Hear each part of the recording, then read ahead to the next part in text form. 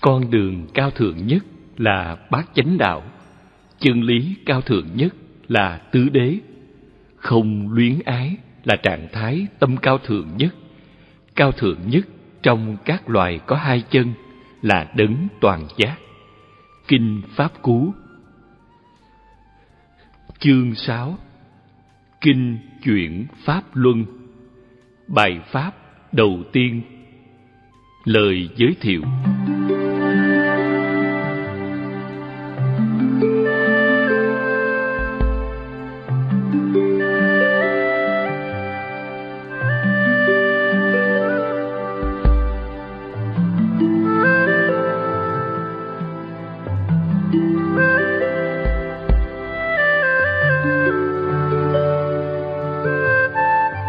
Dân tộc Ấn Độ thời xưa được nổi danh là đã đúc được nhiều vị hiền triết và giáo chủ lỗi lạc.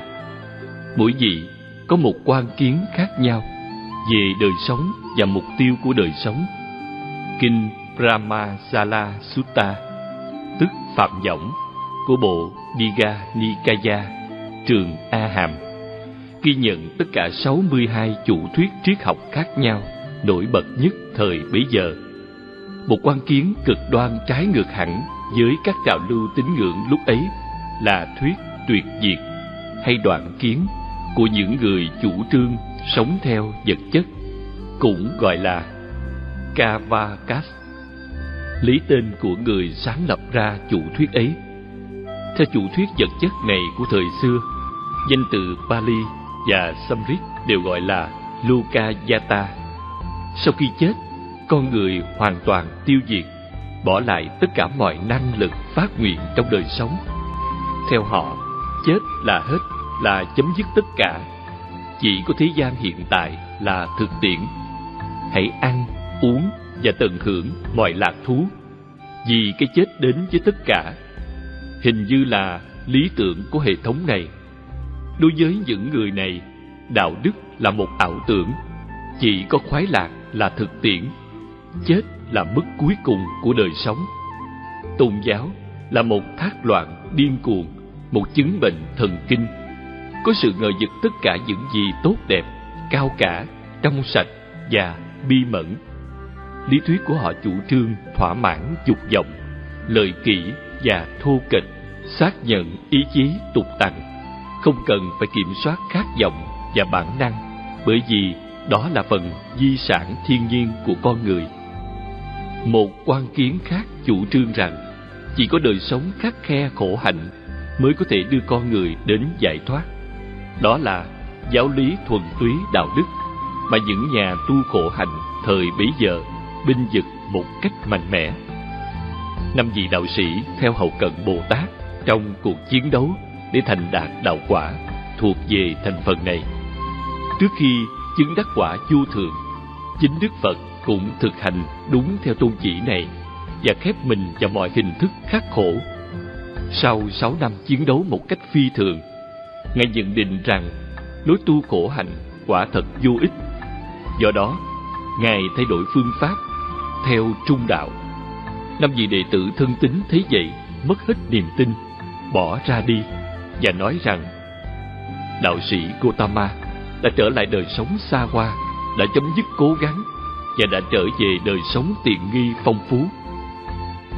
Sự bỏ đi bất ngờ này rõ ràng là một thiếu thốn vật chất quan trọng cho Đức Phật, vì trước kia 5 vị hết lòng hậu cận và chăm lo hỗ trợ Ngài trong mọi cần yếu. Tuy nhiên, Bồ Tát vẫn không sờn lòng. Trái lại, ý chí sắt đá càng vững mạnh. Có thể Ngài càng thỏa thích hơn trong công phu đơn độc chuyên cần cố gắng. Với lòng nhiệt thành không suy giảm và năng lực phục hồi, Ngài kiên trì tận lực tinh tấn cho đến lúc thành đạt chánh giác, mục tiêu cứu cánh của Ngài. Bài pháp đầu tiên của Đức Phật. Bài pháp đầu tiên của Đức Phật gọi là Dhammacakka. Phạn ngữ này thường được phiên dịch là dương quốc của chân lý, dương quốc của sự chánh đáng, bánh xe chân lý. Theo các nhà chú giải, danh từ Dhamma ở đây có nghĩa là trí tuệ hay sự hiểu biết, và Chaka là thành lập hay củng cố. Như vậy, Dhammachaka là thành lập hay củng cố trí tuệ. Dhammachaka Bhavatana là trình bày sự củng cố trí tuệ. Dhamma cũng có nghĩa là chân lý và Chaka là bánh xe. Do đó, Dhammachaka Bhavatana là vận chuyển hay củng cố bánh xe chân lý. Trong bài pháp cực kỳ quan trọng này, Đức Phật truyền bá con đường gọi là trung đạo mà Ngài đã khám phá, mà cũng là tinh hoa của giáo lý Ngài. Mở đầu bài pháp, Đức Phật khuyên 5 vị đạo sĩ khổ hạnh nên xa lánh hai lối tu cực đoan là lợi dưỡng và khổ hạnh, vì cả hai không thể dẫn đến trạng thái tuyệt đối thanh bình, an lạc và toàn giác. Lợi dưỡng làm chậm trễ tiến bộ tinh thần, khổ hạnh làm giảm suy trí thức. Ngài chỉ trích cả hai vì chính bản thân Ngài đã tích cực sống theo lối cực đoan ấy và kinh nghiệm rằng cả hai đều không dẫn đến mục tiêu cứu cánh. Rồi Ngài vạch ra con đường vô cùng thực tiễn, hợp lý và hữu ích. Đây là con đường duy nhất dẫn đến tình trạng trong sạch hoàn toàn và tuyệt đối giải thoát. Lúc ấy, Đức Phật ngự tại vườn Lộc Giả Isipatana gần Benares. 5 vị đạo sĩ thông minh xuất chúng đã cùng chung sống với Bồ Tát ròng rã 6 năm dài, là 5 chúng sanh duy nhất trong cảnh người lúc ấy được thính pháp. Kinh sách ghi rằng có rất đông những chúng sanh vô hình như chư thiên và chư phạm thiên cũng thừa cơ hội vàng ngọc này đến nghe. Người Phật tử tin rằng ngoài thế gian này còn có chúng sanh ở những cảnh giới khác, và cơ thể vật chất của những chúng sanh ấy tế nhị đến đổi mắt người không thể trông thấy, và tin rằng lúc bấy giờ chư thiên và chư phạm thiên có thể nhân cơ hội hy hữu đến nghe bài pháp đầu tiên của Đức Phật. Tuy nhiên, bài pháp rõ ràng hướng về 5 đạo sĩ. Mở đầu, Đức Phật dạy nên xa lánh hai cực đoan.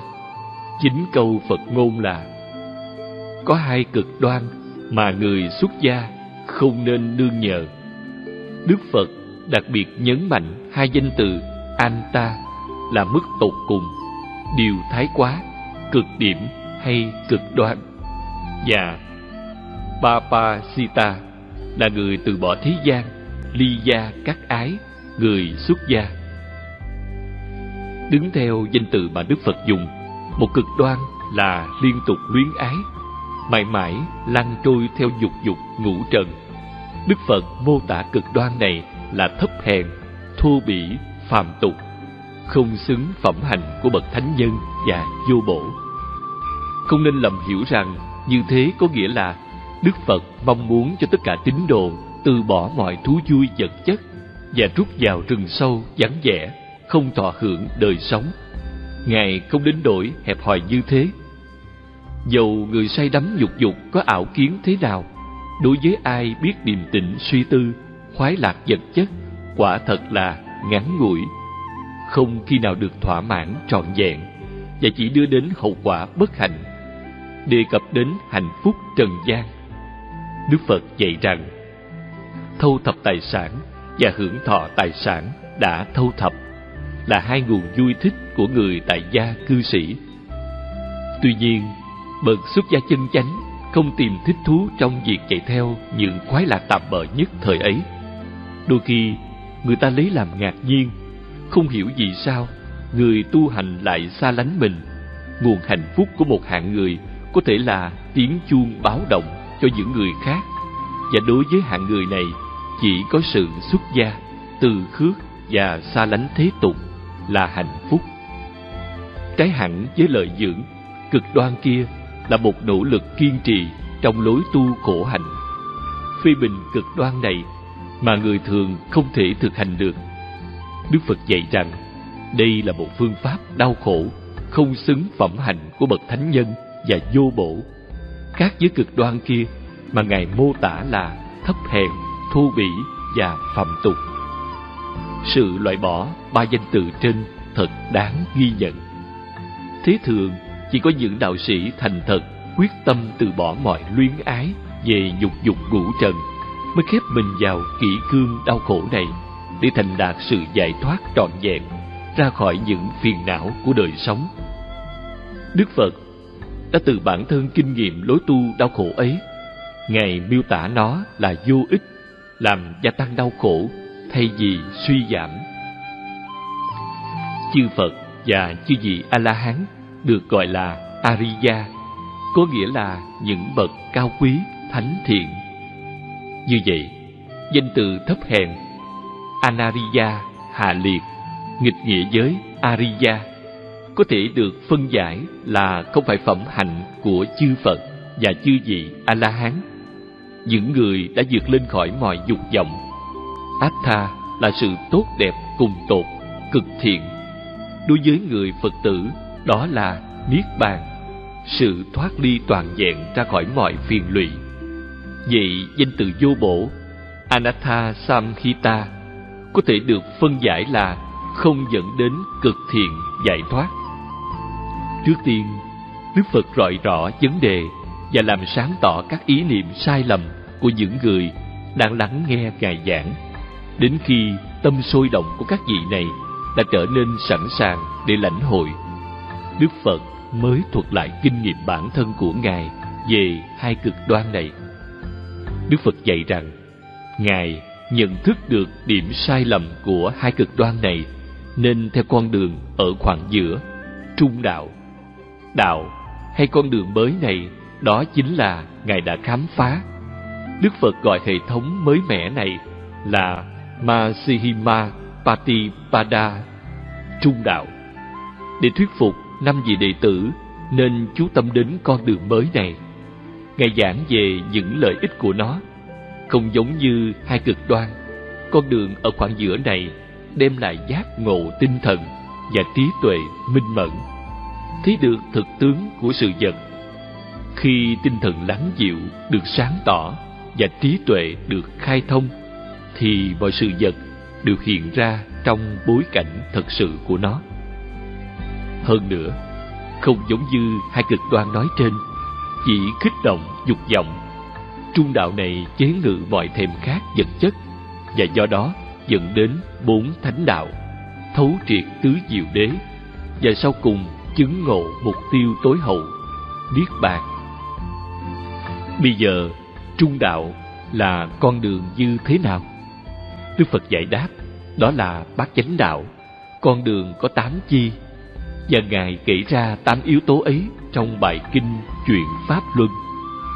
Yếu tố đầu tiên là chánh kiến, điểm then chốt của Phật giáo.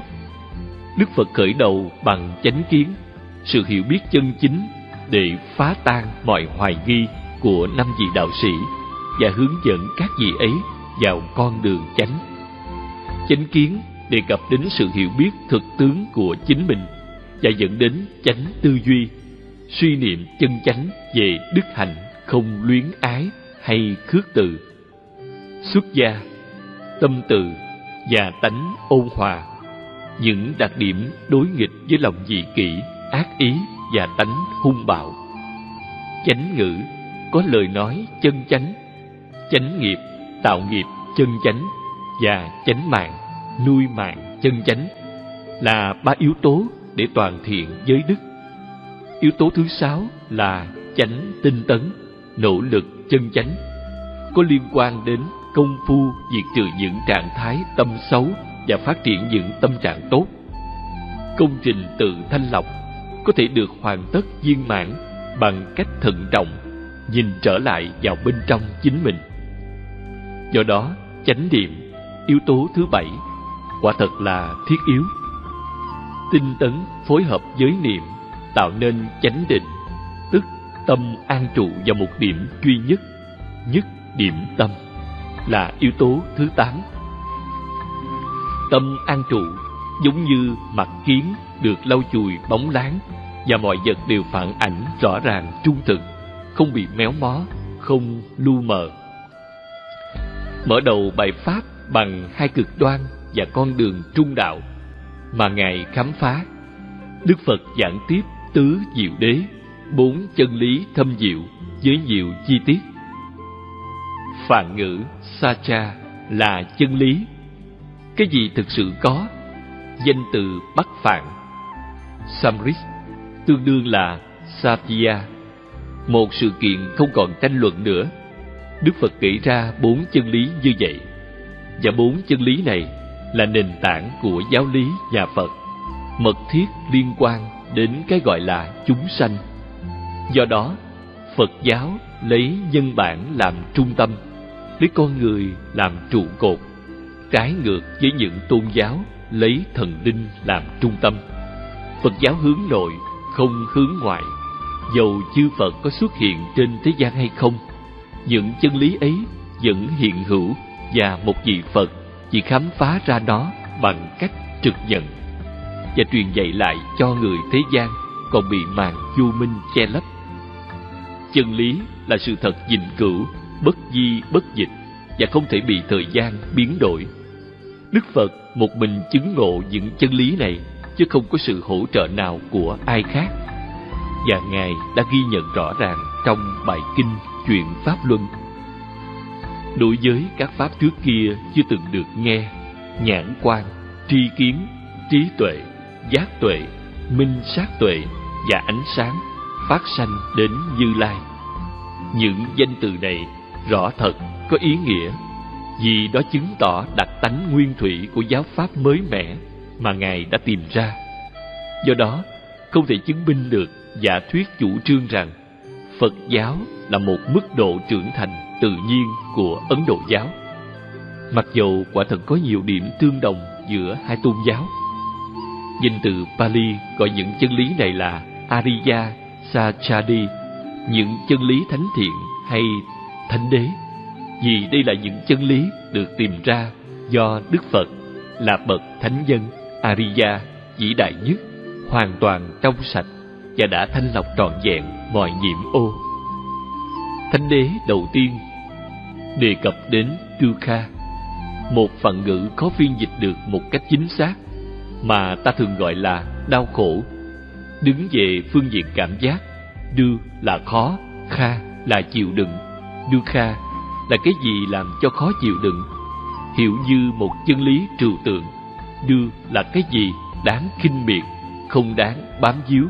Kha là hư vô, rỗng không.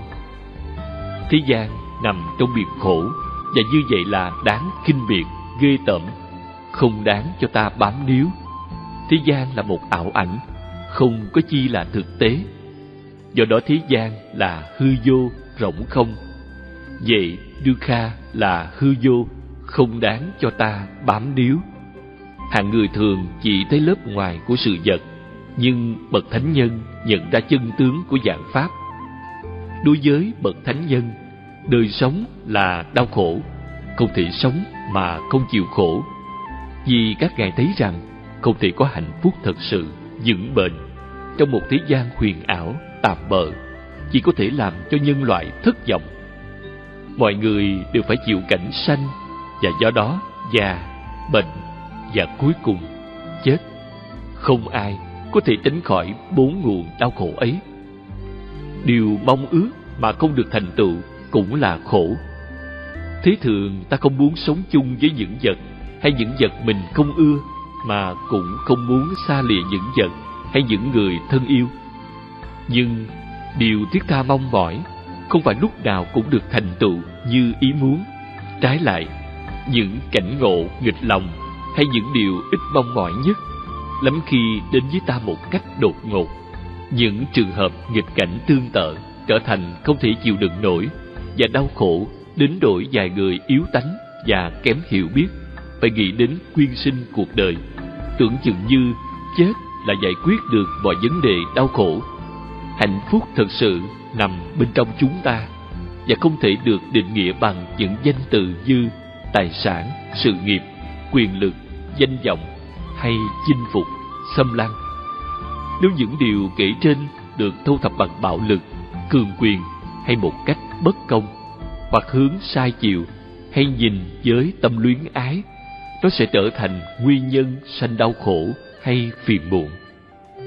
Một người thông thường trung bình chỉ biết thọ hưởng dục lạc và cho đó là cao thượng, là hạnh phúc duy nhất. Trong sự thỏa mãn dục dục, chắc chắn có hạnh phúc nhất thời khi mong chờ, khi thọ hưởng và khi hồi nhớ các thú vui ấy. Nhưng nó chỉ là tạm bợ và huyền ảo. Theo Đức Phật, không luyến ái hay dương mình vượt qua khỏi những khoái lạc vật chất là hạnh phúc cao thượng hơn. Tóm tắt, chính cơ thể được cấu tạo này do ngũ uẩn phối hợp là nguyên nhân sanh đau khổ. Có 3 loại ái dục. Đầu tiên, hình thức ái dục thô kệch nhất là luyến ái theo dục dục ngũ trần. Thứ nhì là luyến ái đời sống. Và thứ ba là luyến ái theo trạng thái vô sanh. Theo các bản chú giải thì 2 loại ái dục sau là luyến ái những khoái lạc vật chất có liên quan đến niềm tin rằng vạn vật là trường tồn, vĩnh cửu, và luyến ái có liên quan đến sự tin tưởng rằng sau kiếp sống này là hư vô, không còn gì hết. Cũng có nghĩa là luyến ái trong sắc giới và Vibhavataya là luyến ái trong vô sắc giới.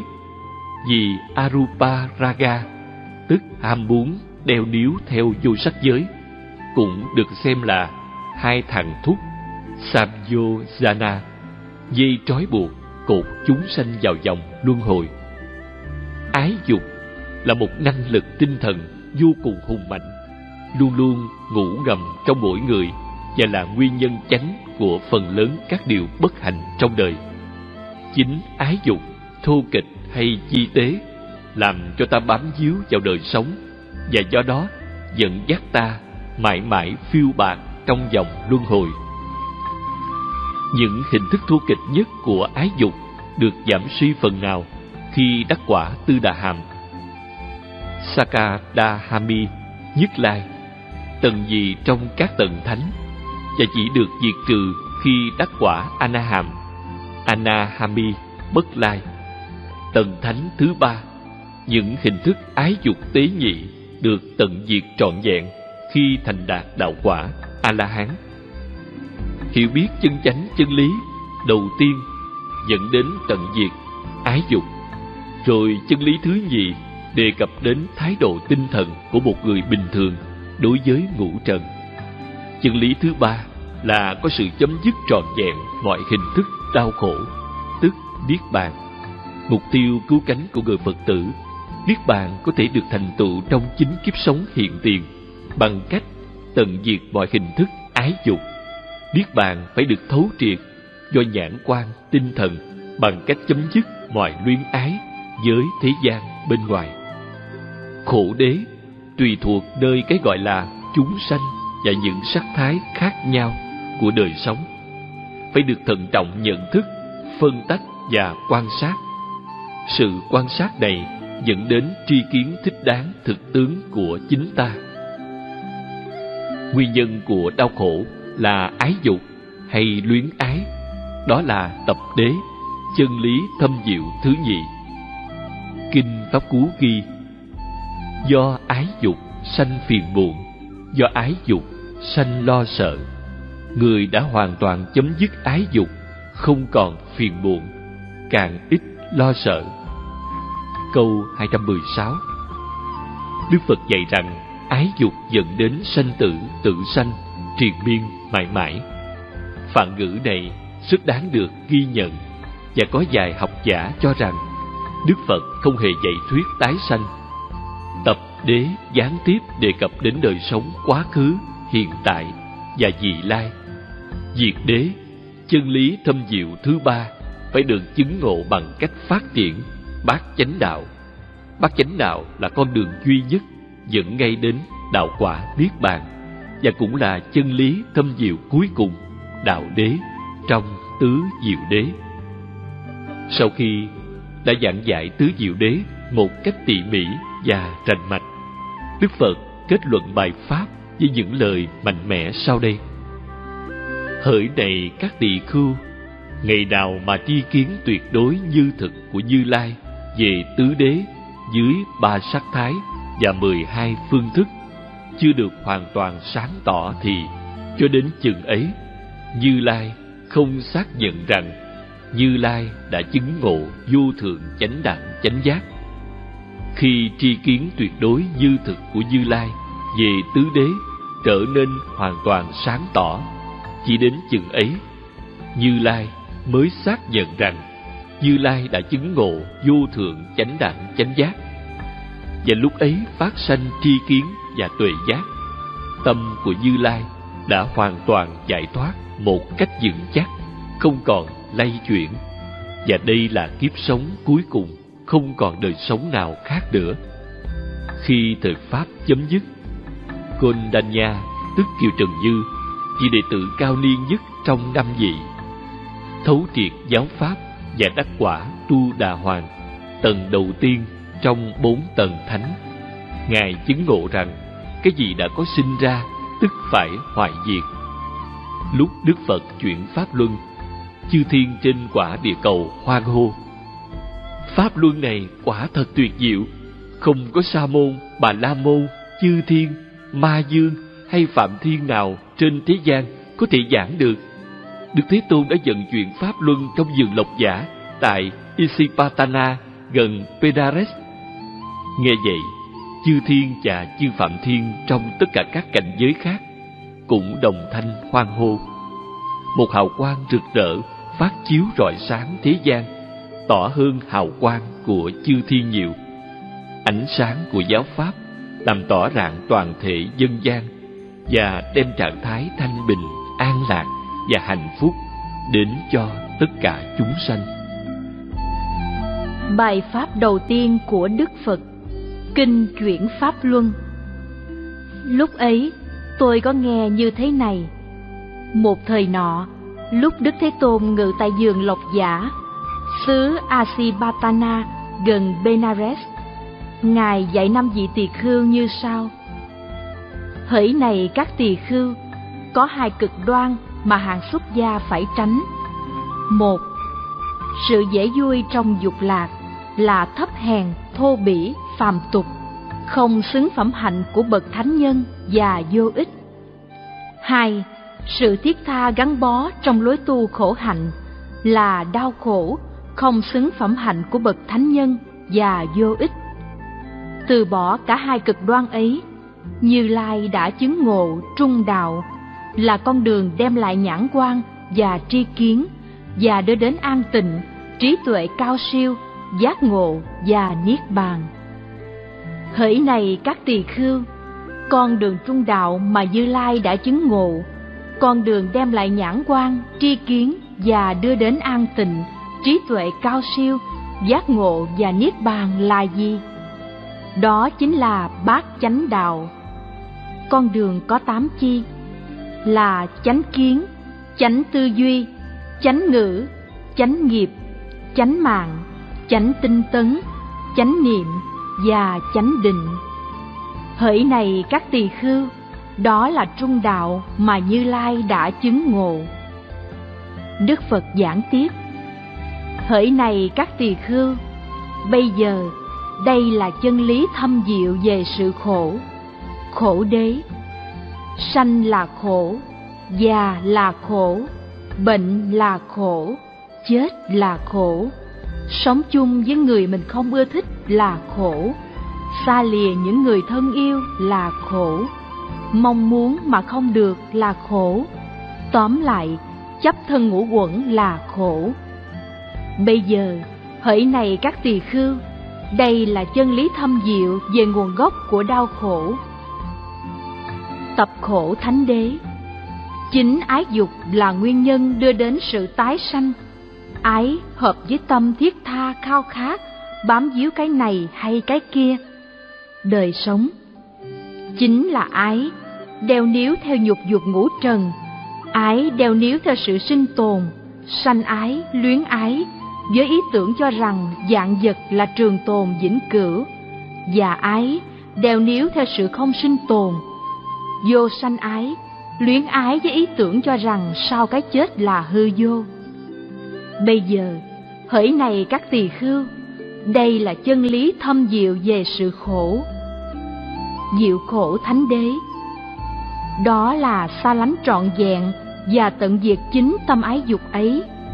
Đó là sự rời bỏ, sự từ khước, sự thoát ly và sự tách rời ra khỏi tâm ái dục.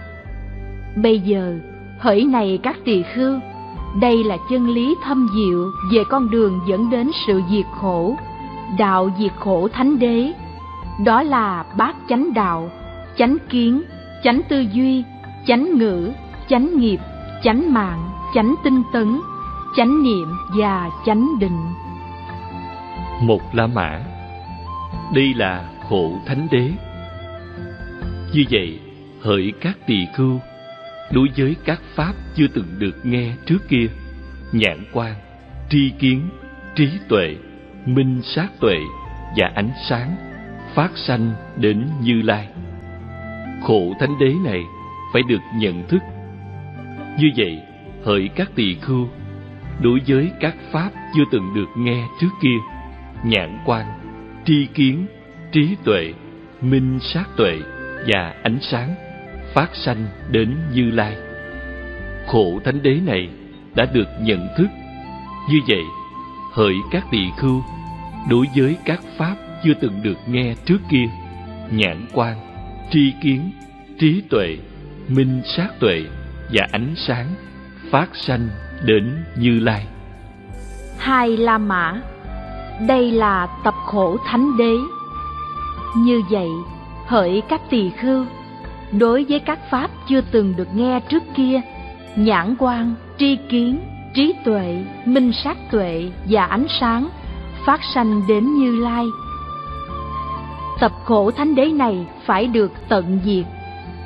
Như vậy, hỡi các tỳ khưu, đối với các pháp chưa từng được nghe trước kia, nhãn quan, tri kiến, trí tuệ, minh sát tuệ và ánh sáng phát sanh đến Như Lai. Tập khổ thánh đế này đã được tận diệt.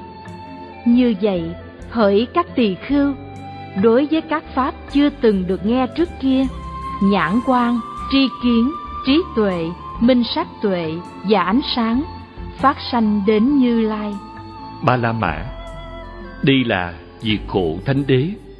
Như vậy, hỡi các tỳ khưu, đối với các pháp chưa từng được nghe trước kia, nhãn quan, tri kiến, trí tuệ, minh sát tuệ và ánh sáng phát sanh đến Như Lai.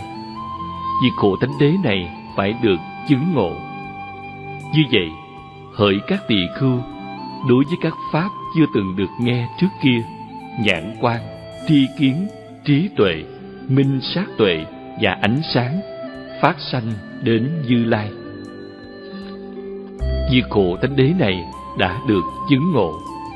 Như vậy, hỡi các tỳ khưu, đối với các pháp chưa từng được nghe trước kia, nhãn quan, tri kiến, trí tuệ, minh sát tuệ và ánh sáng phát sanh đến Như Lai.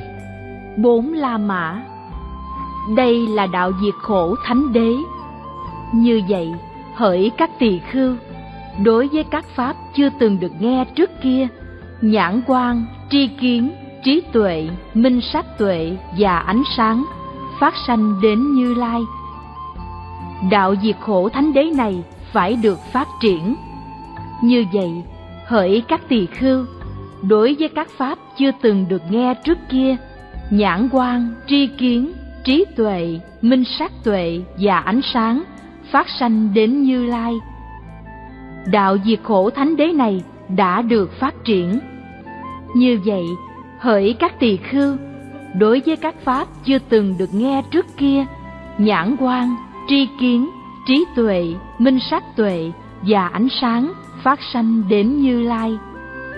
Để kết luận thời pháp, Đức Phật dạy: hỡi này các tỳ khưu, ngày nào mà tri kiến tuyệt đối như thực của Như Lai về 4 pháp thánh đế dưới 3 sắc thái và 12 phương thức chưa được hoàn toàn sáng tỏ, thì cho đến chừng ấy, Như Lai không xác nhận trước thế gian gồm chư thiên, ma dương và phạm thiên, giữa các chúng sa môn, bà la môn, trời và người, rằng Như Lai đã chứng ngộ vô thượng chánh đẳng chánh giác. Đến khi hỡi này các tỳ khưu, tri kiến tuyệt đối như thực của Như Lai về 4 pháp thánh đế dưới 3 sắc thái và 12 phương thức đã trở nên hoàn toàn sáng tỏ, chỉ đến chừng ấy Như Lai mới xác nhận trước thế gian gồm chư thiên, ma dương và phạm thiên, giữa các chúng sa môn, bà la môn, trời và người, rằng Như Lai đã chứng ngộ vô thượng chánh đẳng chánh giác. Và lúc ấy tri kiến và tuệ giác phát sanh đến Như Lai. Tâm của Như Lai đã hoàn toàn giải thoát một cách vững chắc, không còn lay chuyển. Và đây là kiếp sống cuối cùng, không còn kiếp sinh tồn nào khác nữa. Đức Phật giảng như thế ấy, và các vị tỳ khưu lấy làm hoan hỷ tán dương lời của Đức Thế Tôn. Khi Đức Phật giảng xong thời Pháp, pháp nhãn của Ngài Kiều Trần Như không còn vướng bụi, hết bợn nhơ, và Ngài thấy rằng cái gì đã có sanh tức phải hoại diệt. Lúc Đức Thế Tôn chuyển Pháp Luân, chư thiên trên quả địa cầu hoan hô, Pháp Luân này quả thật tuyệt diệu.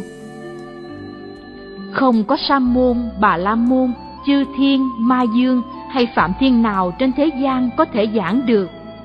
Đức Thế Tôn đã vận chuyển Pháp Luân này trong vườn Lộc Giả tại Isapatana gần Ba La Nại.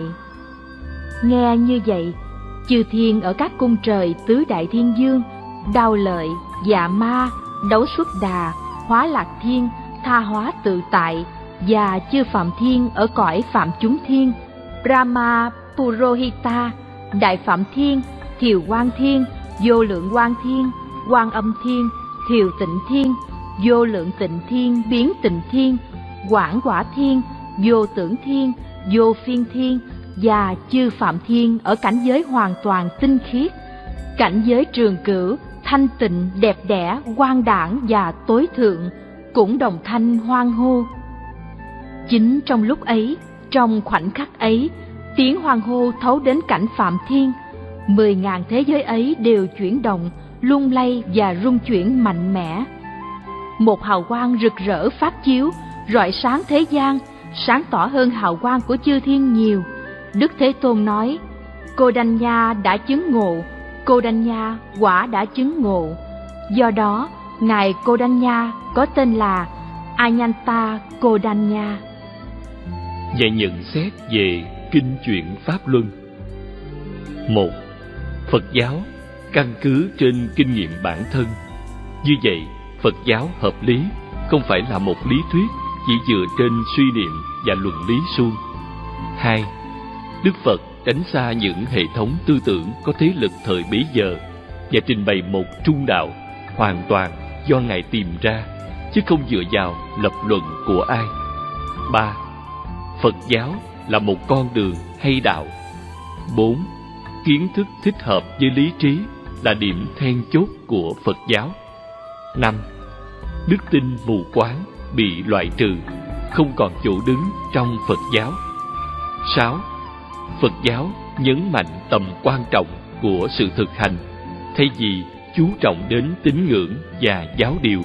Tin tưởng suông vào giáo điều không thể dẫn đến giải thoát. 7. Nghi thức và cúng tế được xem là quan trọng trong kinh Phệ Đà, không có vai trò trong Phật giáo. 8.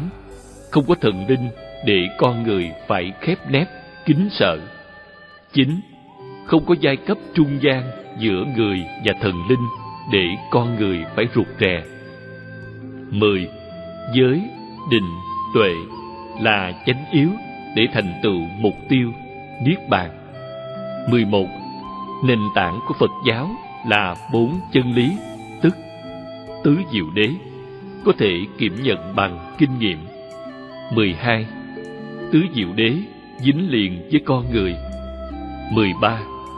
4 chân lý ấy do chính Đức Phật khám phá, và Ngài đã tìm ra một mình, không nhờ ai. Chính câu Phật ngôn là 4 chân lý này chưa từng được nghe. 14. Đã là chân lý thì không thể biến đổi với thời gian. 15. Khổ đế. Chân lý đầu tiên đề cập đến những thành phần cấu tạo bản ngã, hay cái được gọi là cá nhân, và những giai đoạn khác nhau trong đời sống. Các thành phần này cần phải được phân tích, xem xét tỉ mỉ và quan sát. Sự quan sát này dẫn đến hiểu biết mình một cách chân chính. 16. Thấu triệt chân lý thứ nhất, tức khổ đế, một cách hợp lý, đưa đến tận diệt nguyên nhân của khổ. Chân lý thứ nhì, đế này đề cập đến thái độ tâm lý của một người thông thường đối với ngoại cảnh. 17.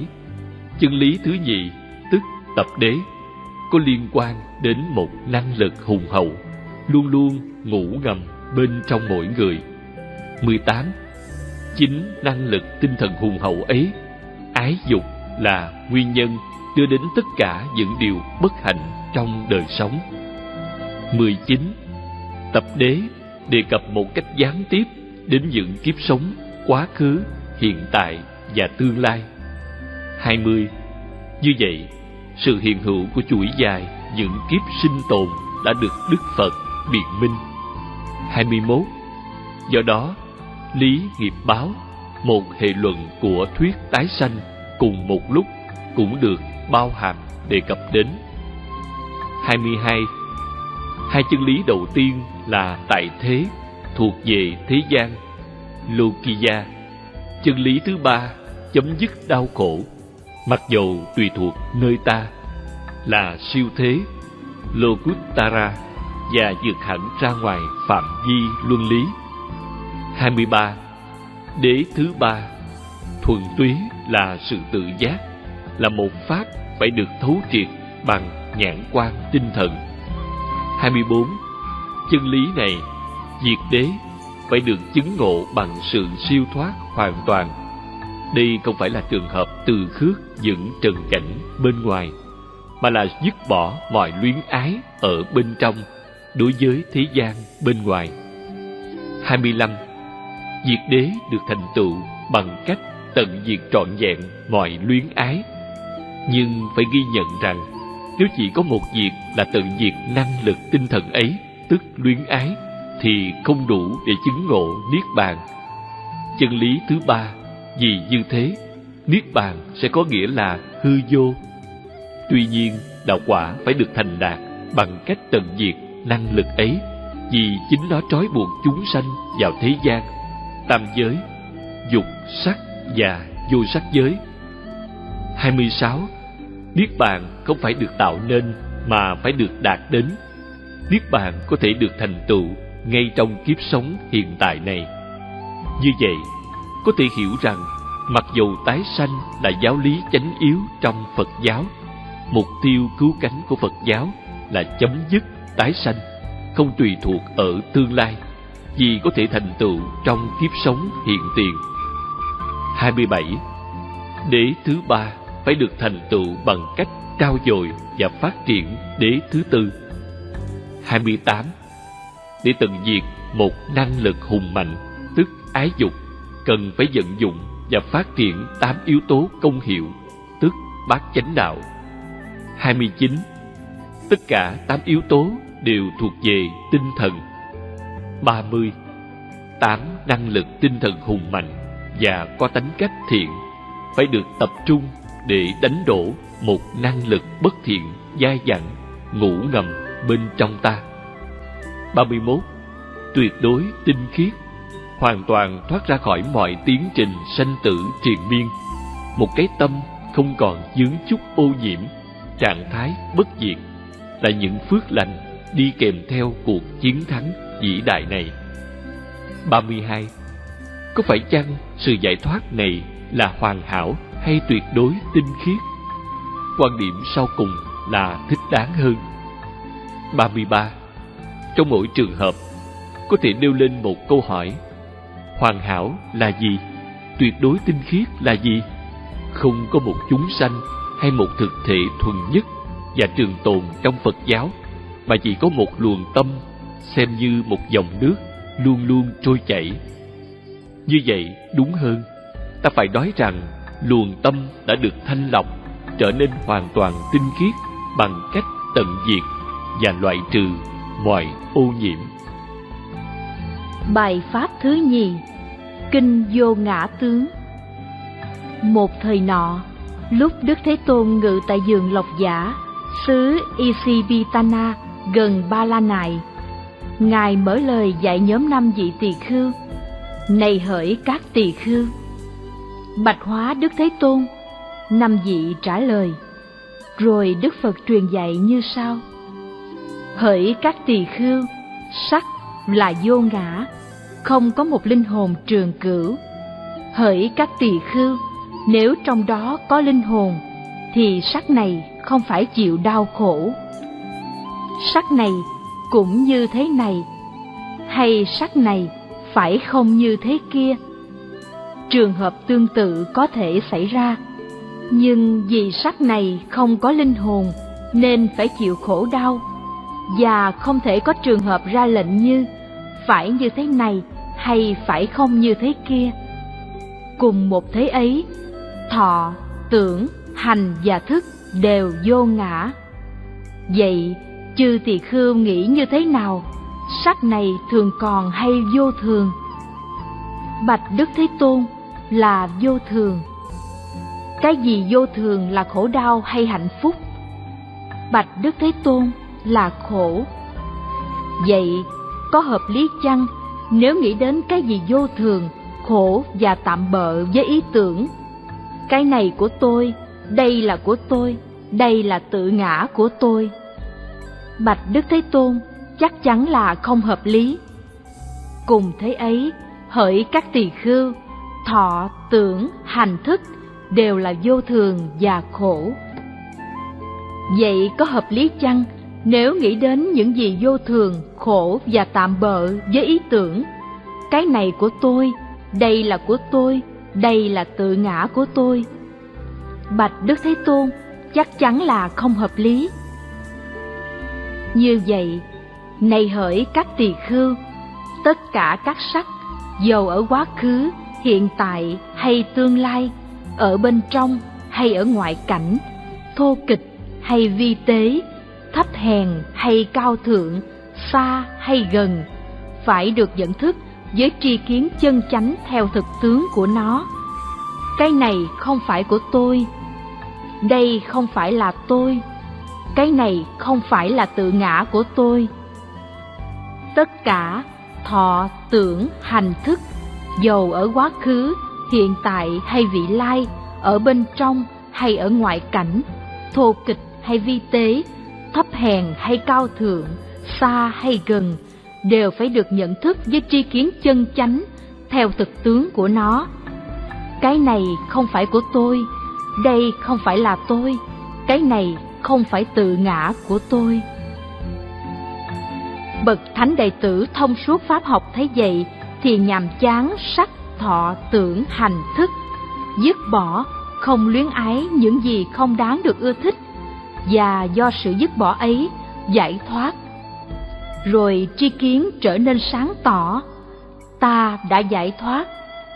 Vị ấy thấu hiểu rằng dòng sanh tử đã chấm dứt, đời sống phạm hạnh đã được thành tựu, những điều cần phải làm đã được hoàn tất viên mãn, không còn trở lại trạng thái này nữa. Đức Thế Tôn giảng như vậy, và các vị tỳ khưu lấy làm hoan hỷ, tán dương lời dạy của Ngài. Khi Đức Phật thuyết xong thời Pháp, tâm của 5 vị tỳ khưu đều trở nên hoàn toàn trong sạch, không còn chút ô nhiễm.